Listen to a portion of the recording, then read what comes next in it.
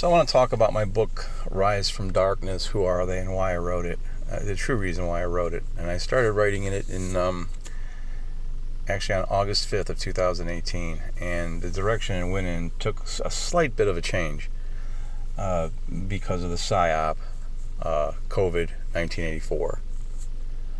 And I want to be clear that, when you write very personal things about yourself and your own life experiences, sometimes you're doing it because it's therapy. Sometimes you leave certain things out of embarrassment. But whenever you write something that really shows your vulnerability, even though vulnerability has become somewhat in vogue, people understand it, but many people are still afraid to actually allow themselves to be vulnerable. When you allow yourself to be vulnerable, which is what I've done in this book, is it comes from a place or a space of true care and love, actually. And I'm going to talk about, one of the things I talked about in the book, I'm going to talk about it briefly today, is when I nearly died, because love has something to do with that. But what I talk about in the book is something that's very vulnerable, and it's the exact opposite of embarrassment. It comes from a place of true care and love. And I talked about different addictions I had, including a pornography addiction, amongst many things. Now, I went out on Facebook and put that out there, trying to get shock value, to get people, hey, there's this cop is admitting he had a porn problem or whatever. And nowadays, that's just not that big of a deal. Your average age for porn having been viewed nowadays is like 11 years old. I've researched it, and you've probably heard the same thing. But, I talk about it because I believe it's directly involved with some of the social engineering that's going on in the world right now. And, a lot of the porn that I ended up viewing was like female dominance, right? And they almost sucked me in. And psychologically, I can get into those reasons why, but I believe it's part of the mind control and social engineering that these people are trying to do to take over our world. Which is why I realized, hey, you need to tell this. And they're doing that because there's a war on masculinity. They don't want, men that could put up with, they don't want the sacred masculine, which is true care love that's going to actually put up a fight to protect that which they love.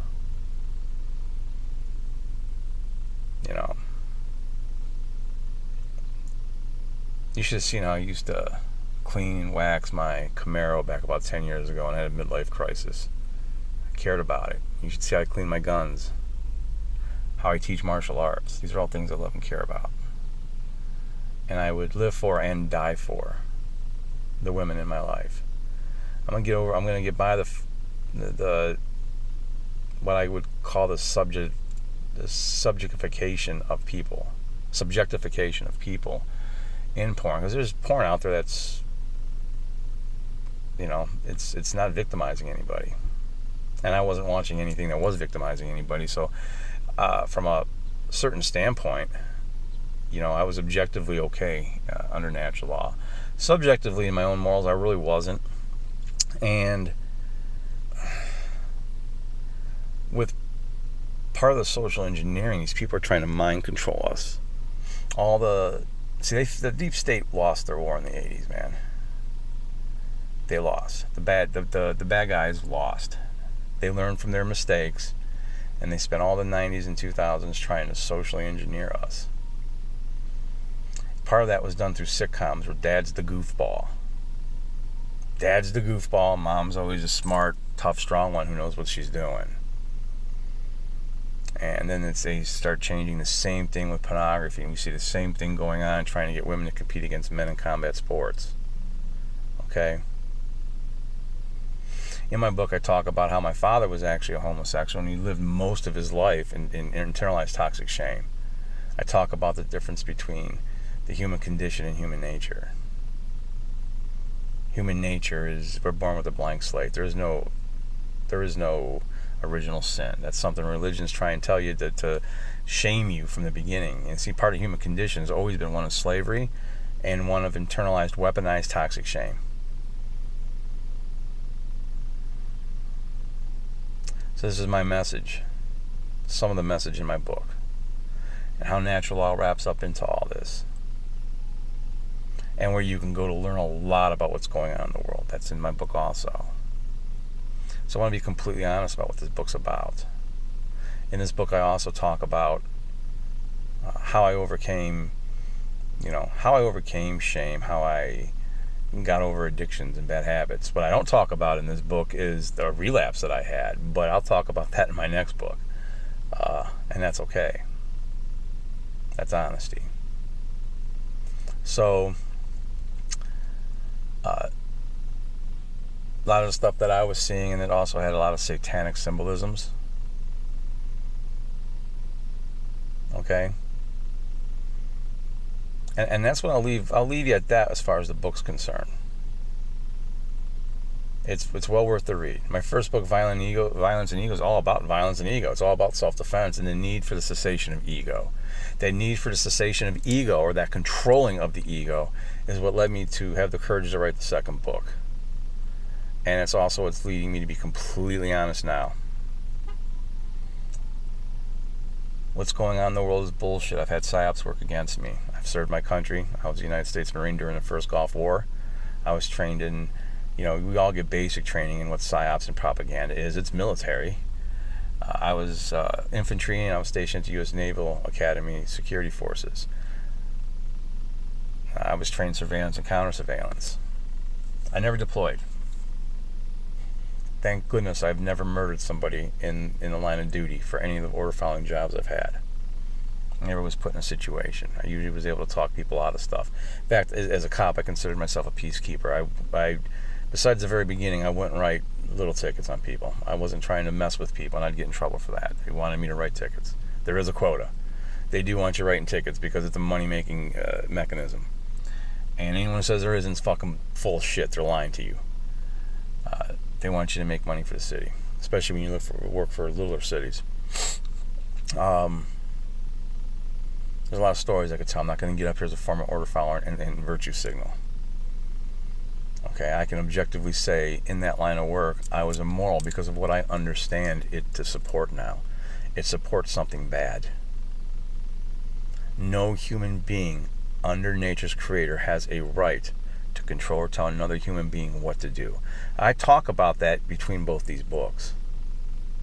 Not realizing that the first book that I wrote in 2000 and started writing in 16 and finished in 17 would actually lead the way into what I was searching for and started writing about in 2018. So in 2017, I nearly died, and I want to make sure I tell this story right, because it's very important.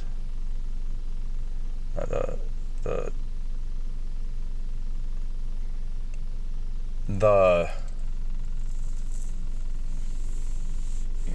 way I want to put this is the problem I had wasn't as bad as their solution. And I was taking, every 3 to 4 hours they had me taking Dilaudid, they had me on muscle relaxers, so my breath was giving in and out of me. And as my breath kept coming and going, there's two different things going on. By the way, I don't know if I've said this, I am clairaudient. Okay? Or I like to call myself sometimes clairtarded, because anyone know what clairaudience is? Yeah, I'm not clairvoyant, but I'm clairaudient. And I'm an actual empath, not just somebody who can show empathy. All human beings can show empathy. True empaths usually have a very abusive childhood from somebody they trusted. Okay, I had that. I detail all this in the book. But I'm also clairaudient, so I get impressions from things. Sort of telepathic communications from animals now that I didn't used to get. And this is open to everybody. As soon as you start to spiritually awaken, this will happen. Nature opens to you. You start seeing these things in synchronicities. And so part of being clairaudient is you get impressions and sometimes actually hear things. I like to call myself clairtarded because I hear but I don't always listen. That's the ego. But I was in the hospital, I was thinking thoughts, plus I was having some clairaudience go on then that I didn't realize, and I'll get to that part. But the thoughts I was thinking I was 46 years old, and when I was 6 I died. actually died. Clinical death. They had to bring me back. And my breath was giving out here, this was a near-death experience, not an actual death experience. So that I did detail both in the book. As I was sitting there, just thinking to myself, wow, did the 40 years go by quick, man. It went by quick. So I remember not feeling any fear. I remember feeling a lot of regret over being petty, regret over my ego. Because I either ego identified with something that I did, or in most cases, I ego identified with something I hadn't did. Like I wouldn't get promoted, right? So you have these problems that you think are problems, but when you're laying on your deathbed, they're not problems when you think back on them, man. They're just not. And I also remember all I felt was love. There's this overwhelming just feeling of love. And it was a feeling. It was a feeling being imparted on me. It's like that's all that was left. I had to accept I was dying. There was nothing else I could do. So to say that I'm not afraid of death now would be an understatement, because God exists. We go back. We go back, and we will be reincarnated. Some beliefs say 13 times. I'm not going to get into all that now. I might talk a little bit about that in my book. I don't remember, but the main thing that I want to talk about in some of the things I've learned with the esoteric things I've learned from psychics and from researching other people's stuff, this came after I had already become spiritually awakened. So the one thing that I kept, besides the regret, the one thing that I kept hearing it. It wasn't coming from me. This wasn't my own thought. It was only love and discernment are going to drive out hate and fear. Only love and discernment have ever driven out hate and fear. Only love and discernment can drive out hate and fear. And there seems to be very little of those things in the collective right now. And there seems to be a lot of hate and fear. And they want us vibrating at that level of hate and fear.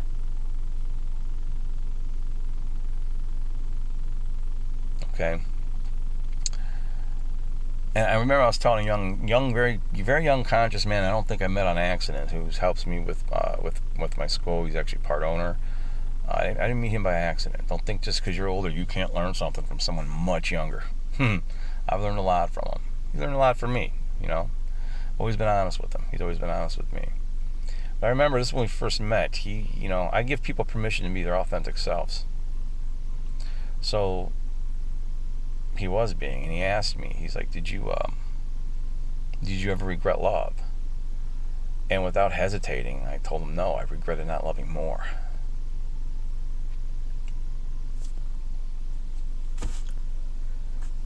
That's what this fucking book's about.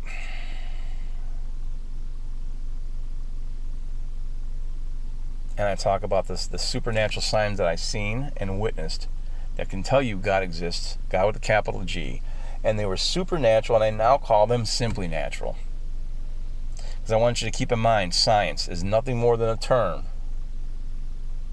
that we use to describe a process by which we go about trying to discover the truth not yet known to us in nature. So science equals process. Truth equals nature. And if we don't all start understanding and living in accordance to natural law, which is the solution to the bigger problem in our society, we're going to end up enslaved again. The human condition has been one since the beginning of time, nothing but perpetual human enslavement. We have to start asking ourselves the bigger pictures. Why have we since time immemorial had to fight for our freedom of one kind or another? Why? When under nature's creator, which the Constitution has that part right, we are born free. As far as I'm concerned, we could all, I'm going to get some special toilet paper made. It's going to be special toilet paper that's going to say "We the People" on it. Okay? Because we could wipe our ass with that Constitution as far as I'm concerned. I don't need something scribbled down and written down on some parchment or piece of paper that tells me what my rights are. Your rights have now been codified by man. No, God with a capital G, source consciousness, which is a benevolent, creative source,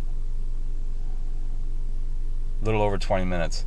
Anyway, this is Dan coming at you, man. This is probably going to be my final Tac Chat. All I'm going to do is publicly speak from this point. Unless I really get some technical stuff going on with the podcast. Anyways, one love, man.